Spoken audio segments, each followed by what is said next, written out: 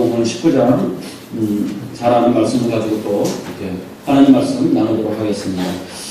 예전에는 뭐 그런 일이 없었는데 요즘에는 네이버의 밴드나 카톡으로 연락들을 이렇게 많이 주고받지 않습니까?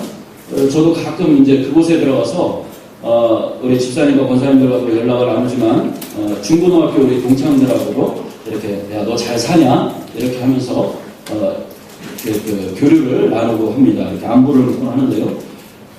이번 주에는 보니까 카톡이나 밴드의 내용이 다들 우리 친구들이 자식 걱정 때문에 한숨을 푹 쉬는 건데요.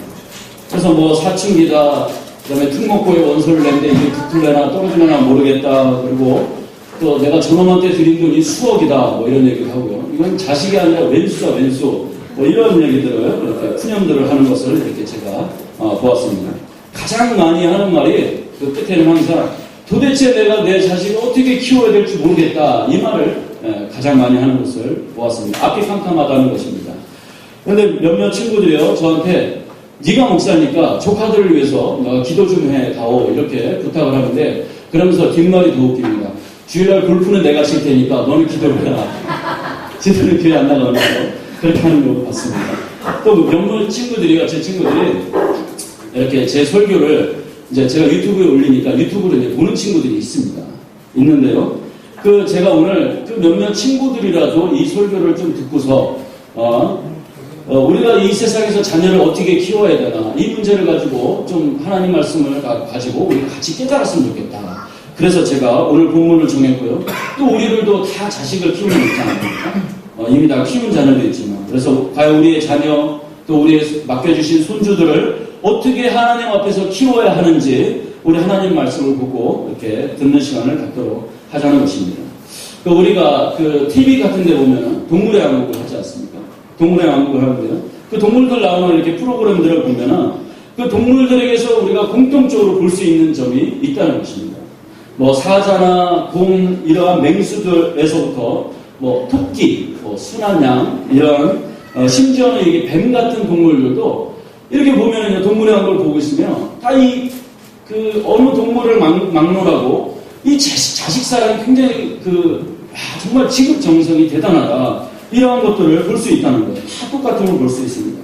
한 가지만 예를 들면요. 저 북극에 사는 황제 펭귄이 있습니다.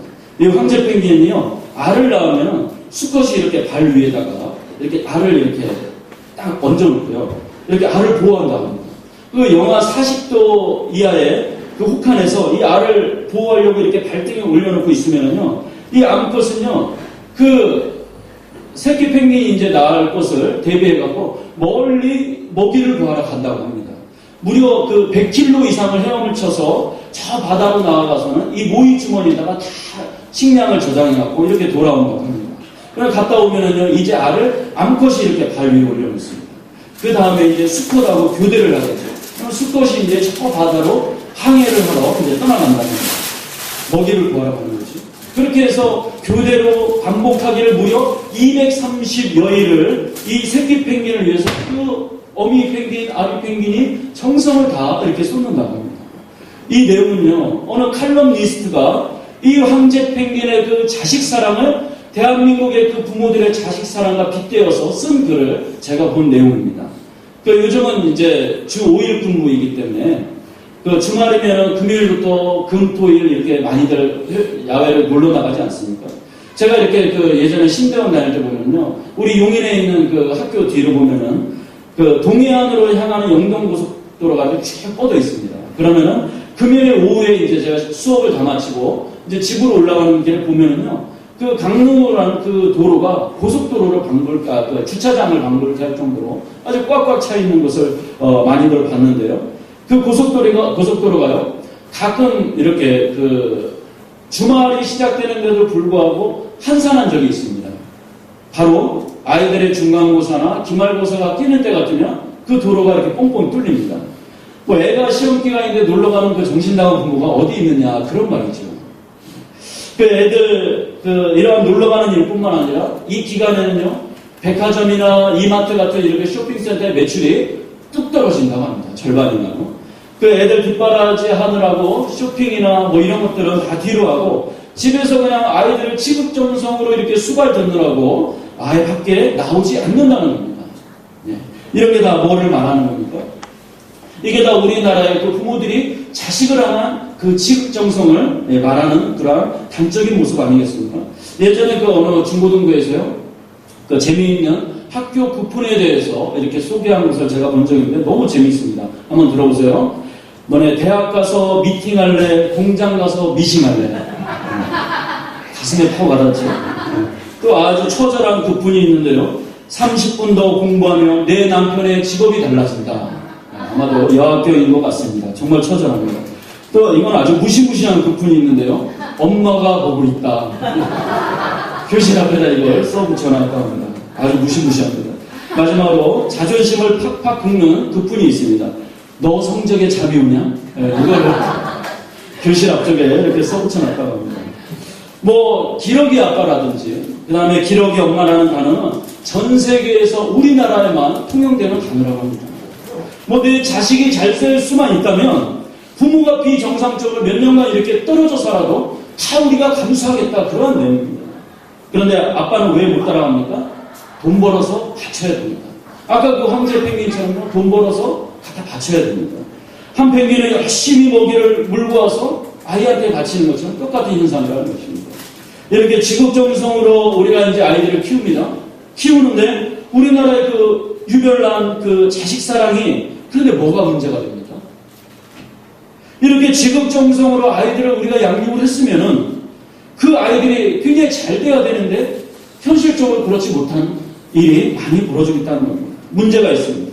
그 사랑의 결과가 좋지를 못하다는 것입니다. 최근에 그 영동 세브란스 소아과 병원에서 그 낸 통계를 보니까요. 공부에 대한 압박감 때문에 이 정신과 치료를 받는 학생들이 급증하고 있다고 합니다. 그 18세 미만의 그 청소년들이 최근 5년간 기존 14만 명이었던 것이 27만여 명으로 늘어날 정도로 이렇게 무려 88% 이상 정신과 치료를 받는 아이들의 수가 급증을 했다는 것입니다. 연령대를 보니까요, 중학생 아이들의 비율이 164%나 증가했을 정도로 굉장히 높았다고 합니다. 이게 무엇을 말하냐면요, 이 중학생 아이들은 아직 아이들이 덜 영그럽습니다. 마치 그 준비가 안 된 중학생들은요, 이렇게 고등학생들은 어느 정도 영그러갖고 좀 자기 절제가 되는데, 이 중학생 아이들은 초등학교를 졸업하자마자 막 바로 입시 경쟁으로 막 몰아가다 보니까 이 아이들이 견디지 못하고 정신과 치료를 받는다는 거예요. 더 심각한 것은 중학생의 30%, 고등학생의 34% 정도가 우울증으로 정신과를 찾는다는 것입니다. 이제는 우리가 하도 아이들이 자살하는 것을 많이 봐서 우울증이 암보다도 더 무서운 질병이라는 것을 우리가 알고 있어요. 지금 우리 아이들이 10명 중 3명이 정신과 질환을 이렇게 앓고 있다는 이것을 어떻게 해석해야 됩니까? 문제가 생각보다 심각함을 우리 어른들이 반드시 고민해야 된다는 그 이야기입니다. 제가 예전에 그 중고등부 아이들을 이렇게 가르쳐 보면은요, 아이들을 이렇게 보고 있으면 눈에 초점이 없어요. 그냥 인사도 제대로 할 줄 모르는 아이들이 태반이고요. 그 다음에 아무 의욕이 없으니까 아이들이 그냥 교회하고 흐느적거려요. 난 만사를 귀찮아하고 인사도 하기 싫어하고 받기도 싫어하고 또 막 어떤 아이들은 막 정신없이 요구를 해대고 굉장히 막 폭력적이에요.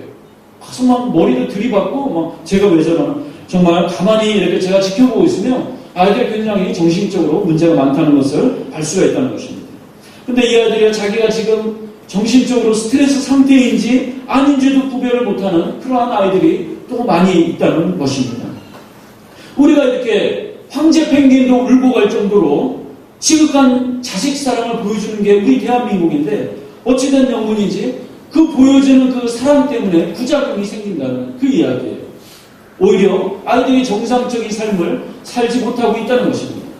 우리가 아이들을 향해서 그 남극의 황제 펭귄 못지않게 지극한 정성을 쏟아 부어주는 게 현실인데 월급의 절반 이상을 뚝 띄어갖고 아이들한테 다 쏟아 부어주고 있는데 모든 것을 다 아이들 위주로 맞춰주지 않습니까?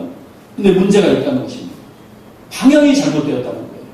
부모의 사랑이라는 게 전부 공부, 대학 그러니까 유치원 때부터 조기 교육, 그 다음에 선행 학습, 이 와중에 우리 아이들의 마음이 병들어가고 있다는 그 말입니다. 그 예수 믿는 가정들의 혼란이 또 이거 아닙니까? 거대한 세상의 물결이 우리 아이들과 가정들을 막 이렇게 뒤덮는데 우리가 이것은 아닌데 이것을 알고는 있는데 돌이킬 힘도 그 다음에 능력도 우리에게 의지도 없는 거예요. 그러면서 우리가 이건 아닌데 하면서 마치 홍수 때 그 거대한 그 물결 위에 쓰레기가 이렇게 떠내려가듯이 예수 믿는 우리도 그냥 그 위를 그냥 얹혀서 떠내려가는 그러한 형국이라는 것입니다. 오로지 그 강한 자만이 살아남고 약자는 죽어야 된다는 이러한 논리로 무장된 아이들이 나중에 그 아이들이 노인들을 공경하겠습니까? 약자들을 보살피겠냐? 그 말이라는 것입니다. 우리가 지금 아이들한테 뿌린 씨앗에 우리가 고스란히 당하지 않을까, 되돌려받지 않을까, 그러한 걱정이 있다는 것입니다. 교회마다 주일학교가 이제 그 학원에 밀려서 줄어들고 있다고 합니다.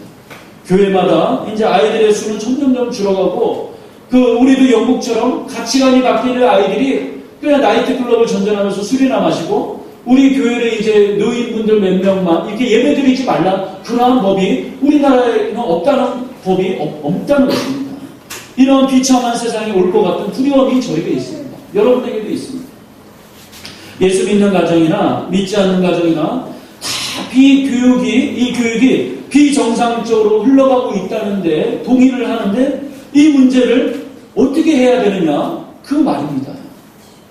이 문제를 가지고 고민하면서 오늘 말씀 13절에 여러분들과 이 설교를 듣고 있는 제 친구들한테 해주고 싶은 말이 무엇인가 제가 고민하다가 오늘 말씀 13절에서 답을 찾는다는 것입니다. 13절을 제가 다시 한번 보면은 그때의 사람들이 예수께서 안수하고 기도해 주심을 바라고 어린아이들을 데리고 오매 이렇게 되어 있습니다. 지금 사람들이 예수님께 기도를 받으려고 많은 사람들이 이렇게 나오고 있습니다. 그런데 그 와중에 어떠한 사람들이 이렇게 자기 개인만 오지를 아니하고 아이들을 이렇게 안고서 데리고 지금 나온다는 거예요. 이 말씀이 무엇을 말하는 걸까요? 13절에 보니까 이렇게 기록을 합니다. 사람들이 예수께서 안수하고 기도해 주심을 바라고 이렇게 되어 있습니다.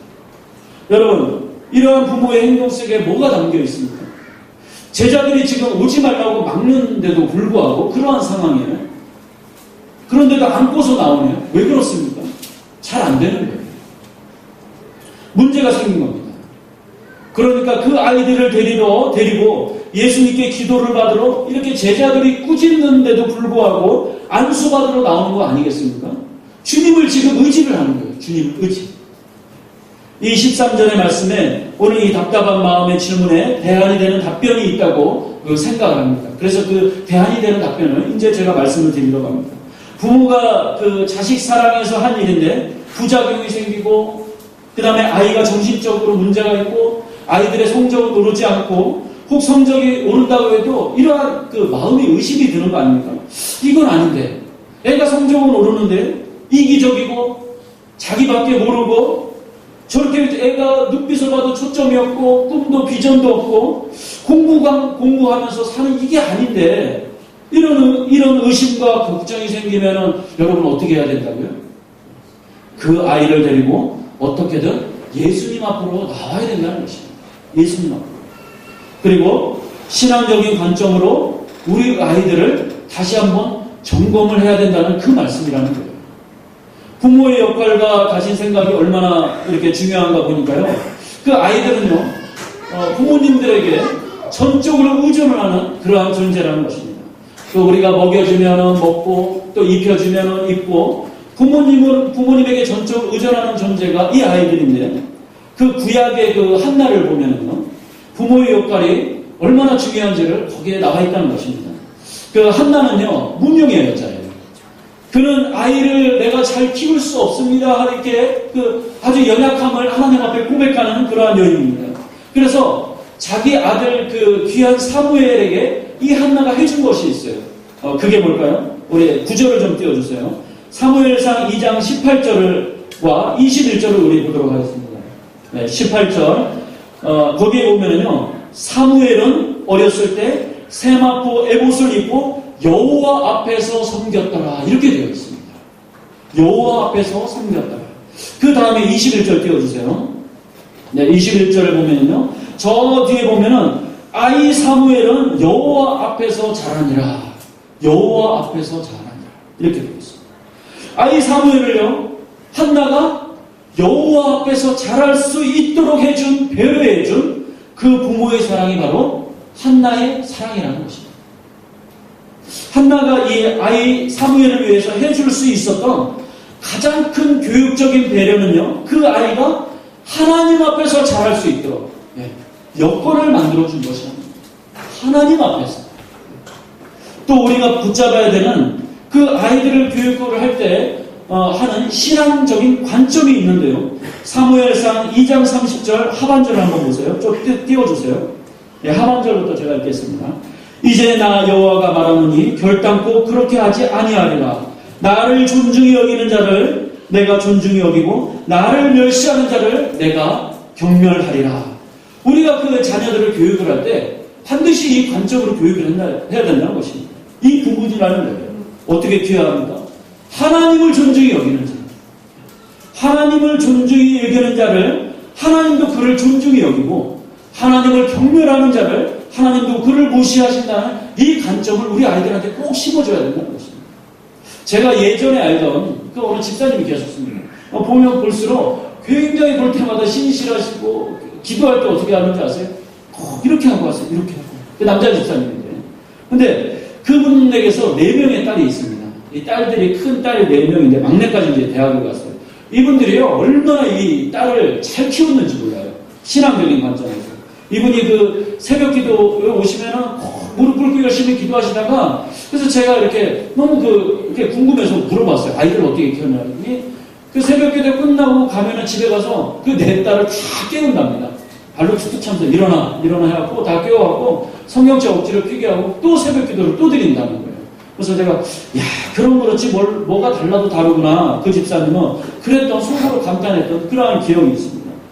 뭐 애들은 얼마나 새벽부터 죽을 마시겠습니까? 어렸을 때부터 그랬습니다. 그 부모님이 자녀 앞에서 얼마나 철저히 신앙 교육을 시키는지요. 계속 하나님을 너 존중히 여겨라. 하나님을 존중히 여겨라. 또 그리고 꼭 이분이 빼놓지 않은 게 내 부모를 공경하라. 내 부모를 공경하라. 그 집에 그 할머니가 계세요. 90이 넘으셨는데 항상 이 예배 끝나면요. 그 집사님이 이렇게 팔짱을 끼고 가시던지 아버지가 바빠서 안수 집사님이가 어디 계시면은 이 손녀들이 얼마나 예쁜지 몰라요. 할머니를 꼭 이렇게 끼고 교대로 돌아가면서 꼭 집에 모셔다 드리는 거예요. 얼마나 예쁜지 모릅니다. 효심도 깊고 믿음도 깊습니다. 또 한 번은요, 제가 이제 교육자실에 이렇게 있는데요. 어떤 얼굴이 해맑고 밝은 자매 둘이서가 이렇게 아가씨가 둘이 이렇게 들어오는 거예요. 들어서 환하게 웃고 있는데 제가 딱 봐도 우리 여전도사님의 그 2 딸이라는 걸 제가 알겠더라고요. 그때 같이 있던 아주 믿는 그 자녀가 얼굴에 밝고 그 해맑은 미소가 넘치는데 기쁨이 아주 넘치는 얼굴이었어요. 그래서 제가 그로부터 며칠이 지나고 한참 후에 이제 단둘이 전도사님하고 있다가 전도사님한테 제가 한번 물어봤습니다. 큰 전도사님 그 2 딸을 어떻게 그렇게 예쁘게 잘 키우셨어요? 이렇게 여쭤보니까 그 전도사님이 이렇게 말씀하시고 아유 뭘 잘 키워요 이렇게 겸손하시면서 근데 자기가 이렇게 그 딸을 키우면서 굳이 이렇게 해줄 대답이라는 것은 뭐 키우면서 이렇게 너 공부해라 해본 적 한 번도 없고 잔소리 한번 해본 적 없고 그저 해줄 게 없어서 주님께서 그냥 알아서 그냥 해주리라고 믿고 그냥 내어 맡겼다고 그렇게 얘기를 하는 거였습니다. 그냥 주님께 내어 맡겼대요. 그런데 제가 이렇게 한참 있다가 이런 생각이 들더라고요. 그저 해줄 것이 없어서 주님께 맡겼다네요. 주님께 맡겼답니다. 그런데 그거 이상 최선을 다해서 우리가 해줄 게 우리가 뭐가 있느냐는 그 말입니다. 그저 해줄 것이 없어서 주님께 맡겼다는 그것이 여호와 앞에서 잘할 수 있도록 해줬다는 그것이 어쩌면 우리가 할 수 있는 최고로 좋은 것을 해줄 수 있었던 그것이었고 한나처럼 그 배려를 해주었다는 것입니다. 우리는 자식에게 해줄 것이 없어요. 그냥 우리가 해줄 수 있는 최선의 방법은요. 그저 주님께 내 아이를 내어 맡기는 것. 주님 앞에서 잘하게 해줄 수 있는 그것임을 저는 믿습니다. 그 전도사님께서 정답을 알고 계시더라고요. 여기 이미 또 자식을 다 키우신, 그리고 우리에게 모범이 되시는 우리 권사님이 계시고, 집사님들 계시고, 그 앞에 제가 그 두 사례보다 더 대단히 그 우리 자녀들을 키우신 거, 제가 다 그 사연들을 알고 있습니다. 여기 계신 분들처럼 주님께 맡기면 주님께서 다 알아서 이렇게 키워주시는데, 우리 그 사랑이, 소망이, 또 누가 있나요? 뭐 원석이, 그 다음에 지석이, 이거 다 일일이 열어야 됩니까? 은성이, 은희, 또 누가 있습니까? 우리 윤영이, 동윤이, 다 이렇게 있지 않습니까? 우리 주님께 맡기면은, 이제 우리들 뭐가 남았습니까? 이제 엊그제 태어난 쌍둥이, 그 다음에 선재이죠? 선재이, 그 다음에 또 이렇게 필리핀에 우리 사랑이, 그죠? 뭐 이렇게 애들이 많습니까? 네. 하연이 있습니다. 또 하연이 2도 있고, 그래서 네. 보현이도 있고, 굉장히 많습니다. 우리 이 아이들요, 하나님 앞에서 키워야 돼요. 하나님 앞에서. 여호와 앞에서 자라냐. 하영이 너도 있다. 알았다. 손 내리고 있다. 우리 주영이도 있고요. 네. 가정에서 먼저 이루어져야 하는 교육은요, 과외시켜주는 교육이 아니라는 것입니다. 공부 못한다고 야단치는 교육이 아니라는 거예요. 유산 많이 물려주는 거 아니라는 것입니다. 가장 먼저 하나님 붙잡아 되는 교육, 그걸 우리가 시켜야 돼요. 주일 성수 안 하면요, 엄하게 다스려야 되고요. 그 다음에 하나님 앞에서 정직하지 못하면 정말 엄하게 혼나야 되는 그러한 교육이 우리 가정에서 먼저 일어나야 된다는 거 아닙니까? 네. 하나님 앞에서 너 정직해야 된다. 하나님 앞에서 너 신실해야 된다. 하나님 앞에서 너 사랑받지 못하면 너 인생 그날로 끝나는 거야. 이렇게 우리가 가르쳐야 된다는 거예요. 요즘 세상에 우리가 이런다면요, 아이들이요, 솔직히 얼마나 답답해하겠습니까? 남들은 다 학원이다, 뭐다 앞서 나가고 주일날 막 교회 가라 그러면 얼마나 답답하겠어요. 무슨 신앙교육이야, 부모님들이 우리 공부하는 거 방해나 하고, 이렇게 아이들이 푸념할지 모르겠어요. 이럴지 몰라도, 우리 아이들이 당장 뒤떨어지는 것 같아도, 결국에는 하나님 앞에서 그렇게 자란 아이들이요, 그 인생이 하나님 앞에서 결국 행복한 인생이 될 줄로 저는 믿습니다. 제 주위를 아무리 돌아봐도요, 고액과외에서 서울대 연고대 간 그 아이들이 뭐 그렇게 행복해 보이지 않습니다. 저는 공부도 그렇게 잘하지 못하고 그저 그렇게 잘하는데 그렇게 인상들이 환해지시죠? 제가 공부를 못하니 그렇게 행복하십니까? 아무도 행복하면 돼요. 근데 저는 그런데 어떻게든 하나님 붙잡고 어렸을 때부터 교회에서 살았잖아요. 하나님 앞에서, 여호와 앞에서 자랐잖아요. 그 인생들에 비해서 저는 불행하다고 생각해 본 적 한 번도 없다는 것입니다. 지금 세상 부모들처럼 세상 관점으로 자식 키우면은요, 그 아이들 반드시 망칩니다. 하나님 관점으로 보는 겁니다. 하나님 관점으로. 성적 좀 떨어지고 대학 못 갈 것 같아도 그렇지 않습니다. 우리 아이들을 우리가 우왕좌왕하면서 키우는 이유가 이겁니다. 남의 집 아이들 다 이렇게 세상 아이들 보니까 우리가 이렇게 심은 대로 거두면은 심은 대로 거두는 법칙이 들어맞더라는 거예요. 교회 안 보내고 학원 보내고 가외하고 닥달하고 하니까 심은 대로 거둬요. 그 아이들이 보니까 좋은 대학 가거든요. 그렇죠? 노력한 만큼 심은 대로 거두는 게 이게 당장 뭡니까? 세상의 법칙이라는 거예요.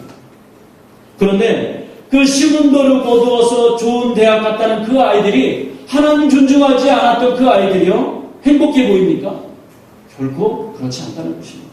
하나님께서 그 아이들의 노력만큼 좋은 대학은 허락해 주셨을지는 모르겠지만 그 하나님께서 그 아이들에게 행복한 마음까지는 허락해 주시지 않는다는 것입니다. 아무리 좋은 대학을 보낸다 하더라도 그 안에 뚜렷한 하나님 중심적인 가치관을 심어주지 않는다면 원수마귀가 기뻐하는 그러한 인생을 살아가게 될 현실을 우리는 눈뜨고 다 지켜봐야 된다는 것입니다. 오늘 본문은요, 기도해 주심을 바라고 이렇게 기록되어 있는데, 그 똑같은 내용이 기록되어 있는 마가복음 내용이 또 있습니다. 마가복음 10장 13절에 보시면은요, 한번 띄워주시겠어요? 마가복음 10장 13절. 네. 거기에 보면요, 기도해 주심을 바라고 보다는 문맥이 좀 바뀌는데요. 글자가 바뀌는데 만져주심을 바라고 이렇게 기록되어 있습니다. 만져주심을 바라고 이렇게 되어 있습니다. 이게 뭘 말하는 겁니까? 교회가 이래야 된다는 것입니다. 교회는 어떤 곳입니까? 우리가 당연히 기도해 주는 곳입니다. 그 점장이를 우리가 찾아가서 이렇게 돈 내밀면은 뭐 부적 써주고 뭐 이렇게 나를 사랑해서 그런 게 아니라 돈 주니까 부적 한 장 써주고 이렇게 돌려보내는 그러한 곳이 교회가 아니라는 것입니다. 교회는요, 기도하는 곳이에요. 연약한 자를 돌보고 축복을 하는 곳이라는 겁니다. 교회는 연약한 자를 아이들 위해서 기도를 해주고 주님의 사랑을 가득 담아서 만져주는 곳이라는 겁니다. 주님의 사랑의 터치가 있는 곳이 바로 교회여야 된다는 것입니다. 마가복음 또 10장 16절에는요. 예수님께서 직접 아이를 안고 안수와 주시고 축복하니라 이렇게 되어 있습니다. 이렇게 직접 안아주는 곳이 또 교회여야 된다는 것입니다.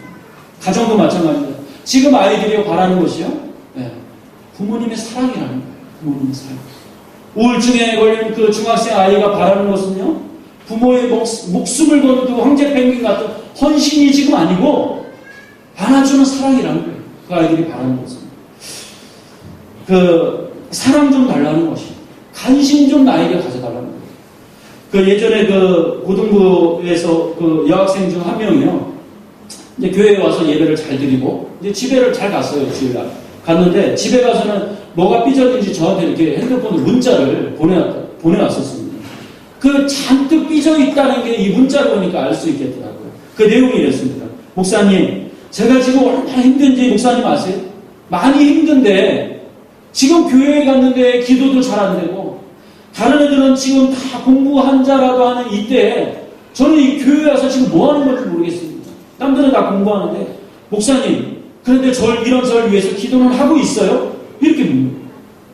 제발 기도 좀 해주세요. 그다음 끝에 이렇게 써놨고 막 푸념도 하고 걱정도 하고 그 얘가 막 그 문자에다 횡설수설을 하는데 지금 이 아이의 심리 상태라고 제가 생각을 하니까 막 이렇게 그 마음이 좀 아프더라고요. 그 이렇게 문자를 보고 있는데 순간적으로 그 아이에게 너무 미안하고 그 다음에 걔가 또 너무 안 돼 보이고 여러 가지 마음이 보면서 그 문자를 보면서 제가 이렇게 눈물이 좀 왈칵했었던 그러한 기억이 있습니다. 얼마나 힘들었으면 나한테 그런 문자를 보냈을까? 얼마나 힘들었으면 문자를 보면서 문자를 나한테 목사님 지금 기도는 하고 있어요. 이렇게 물었을까? 그런데 한편으로는요, 이런 마음도 들더라고요. 그렇게 문자를 보내주는 게 너무 고맙더라고요. 너무. 뭐가 고맙습니까?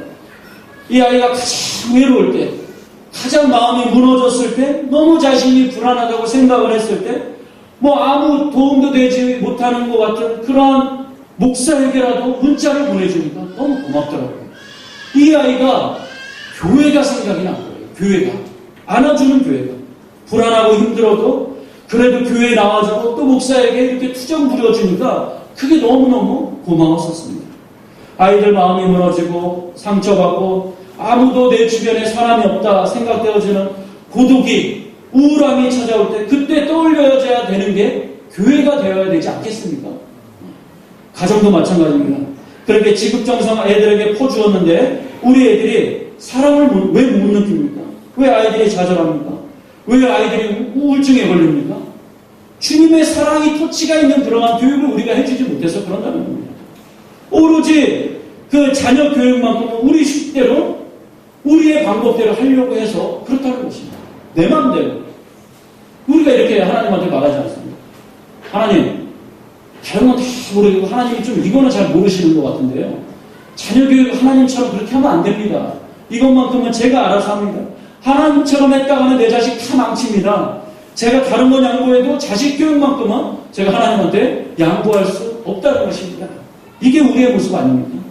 자식만큼은 절대 하나님 앞에 내어 맡기지 않는 이게 우리의 모습 아니라는 거예요. 같이 나와서 예배 드려야 된다는 것입니다. 같이 예배 드려야 우리 아이들이 살 수 있다는 거예요. 아이들을 데리고 나가야 돼요. 여기 오늘 처음 오신 분인데 아이들이 옆에 앉아서 예배 드리니까 얼마나 보기 좋은지 모르겠습니다. 저 아이가 잘못되겠습니까? 그렇지 않습니다. 아이하고 같이 나와서 예배를 드리면 우리 아이들이 산다는 거예요. 왜 하나님의 영적 형통의 길을 아이들을 이렇게 학원에 보내갖고 왜 그 아이들을 망쳐버리느냐는 거예요. 우리 부모가. 기도 안 하면 아이들이 죽습니다. 이 나라가 죽어버리고 만다는 거예요. 내 아이를 주님께 맡기지 않으며 내 금쪽 같은 아이가 하나님 앞에서 누릴 그 축복을 받아들이지 못한다는 그 이야기입니다. 이래서 제가 마지막으로 결론을 지면서 여러분에게 이 설교 말미에 기가 막힌 놀라운 선물을 하나 드리려고 합니다. 기대되시죠? 예전에 어느 목사님께서 기가 막힌 이야기를 해주신 것을 이렇게 보았는데 제가 오늘 그것을 잘 기억하고 있다가 오늘 써먹으려고 합니다. 하나님의 음성입니다. 잘 들으시기 바랍니다. 여러분 오늘 집에 돌아가시는 길에 목욕탕이나 찜질방을 반드시 들러서 가시기 바랍니다. 거기서 하나님의 음성을 들으시기 바랍니다.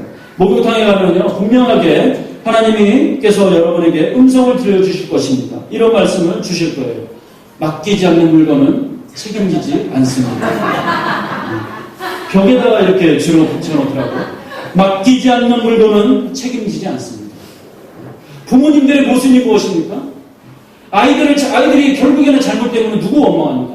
하나님 원망해요. 이게 모순 아닙니까? 왜 하나님을 원망하죠? 왜 우리 아이들이 이렇게 만들었어요? 하나님을 원망합니다. 그런데 이상한 부모입니다. 맡기지 않는 물건은 책임지지 않습니다. 오늘 본문에 나와 있는 그 부모들처럼 아이들을 주님 앞에 데리고 나오는 그런 여러분 부모님 되시길 바랍니다. 뭐 우리 아이들만 주님께 내어 맡깁니까? 우리 남은 인생도 그리고 우리 지금 삶 가운데서도 우리의 모든 것들 여러분 주님 앞에 내어 맡기시기 바랍니다. 네. 맡기지 않는 물건은 절대 하나님께서 책임지지 않는다는 것입니다. 이렇게 내어 맡긴 자녀들이요 먼 훗날 이렇게 고백하는 일이 있기를 바랍니다. 우리 자녀들 입술에서 여러분 앞으로도 한 20, 30년 지나고 나서요 우리 자녀들의 입에서 이러한 사랑 고백이 각 가정마다 흘러나오기를 제가 소원하는데요. 고맙습니다. 하나님 가르쳐 주셨어요. 고맙습니다. 하나님 존중하는 인생으로 살게 해주셨어요. 고맙습니다. 무엇보다 저를 하나님 앞에서 자라게 해주셔서 그 하나님의 사랑을 경험해서 제가 사랑받는 존재로 태어났다는 것을 제가 깨닫게 되었습니다. 하나님께 사랑받는 존재로 크게 해주셔서 정말 고맙습니다. 이러한 고백이 여러분들의 자녀들의 입에서 흘러나오는 고백이 있게 되기를 주님의 이름으로 축복합니다. 우리 다 같이 이 소원을 가지고 이 찬양 불러봤으면 좋겠습니다. 감사해요. 깨닫지 못했습니다. 뭘 못 깨달았습니까? 내가 얼마나 소중한 존재였다는 거 아직은 안 지세요. 나중에 이 사랑을 부모님이 가르쳐 주셔서 감사합니다. 우리 이 찬양이 자녀들의 신앙 고백에 누린말이 되기를 소원합니다. 같이 찬양합시다.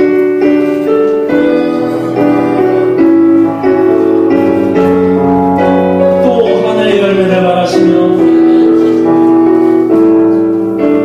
우리 자녀들이 나중에 이렇게 고백합니다. 감사해요.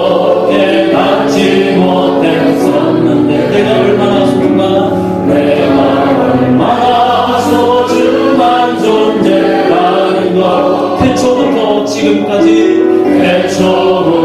지금까지 하나님의 사랑 항상 나를 향해 항상 나를 향해 우리가 이것을 자녀에게 심어줘야 되지 않겠습니까? 고마워요. 그 사랑을 우리에게 자녀가 이렇게 고백합니다. 주께서 허락하신 당신 때 그리스도의 사랑은 고로우서 우리의 자녀들이 나중에 이제 나도 세상에 전하리라. 당신은 사랑을 받기 위해 당신은 사랑받기 그리고 그 사랑을 저 세상에 전하기 위해 그리고 그 사랑 전하기 다 같이 자리에서 일어나서 찬양합시다. 주께서 택하신 이 땅에 심으셨네 나의 열매를 받으시며 우리 다시 한번 찬양합니다.